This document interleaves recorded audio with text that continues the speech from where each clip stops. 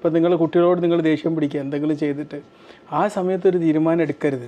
കാരണം ആ സമയത്ത് നിങ്ങളുടെ മുമ്പിലുള്ളത് കുട്ടിയാണെന്ന് അറിയില്ല. ഒരു ഭാര്യയും ഭർത്താവും തമ്മിൽ തർക്കം ഉണ്ടാകുമ്പോൾ ആ തർക്കിക്കുന്ന സമയത്ത് ഒരു തീരുമാനം എടുക്കരുത്.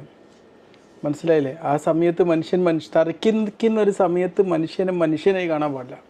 അപ്പോൾ ഞാനൊക്കെ ദേഷ്യം പിടിക്കാൻ എൻ്റെ കുട്ടികളോട് പറയാറുണ്ട്, ഞാൻ ദേഷ്യം പിടിക്കുമ്പോൾ നിങ്ങളെ പപ്പയായിട്ട് കാണരുത് എന്ന് പറയും. ഒരു ചിമ്പാൻസി, കാട്ടിൽ നിന്ന് ഓടി രക്ഷപ്പെടുന്ന ചിമ്പാൻസിയായിട്ടേ കാണാൻ പാടില്ല. അത് എന്തുകൊണ്ട് അങ്ങനെ പറയുന്നത്? അത് സത്യമാണ്.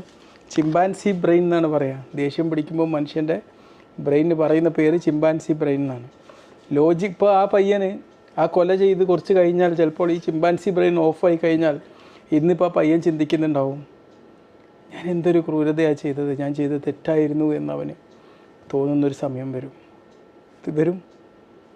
ജയിലിൽ അഴിയെണ്ണിക്കൊണ്ടിരിക്കുമ്പോഴും അവൻ്റെ കൊലപാതകം തൂക്കിലേറ്റാൻ വിധിക്കുമ്പോഴും മാത്രം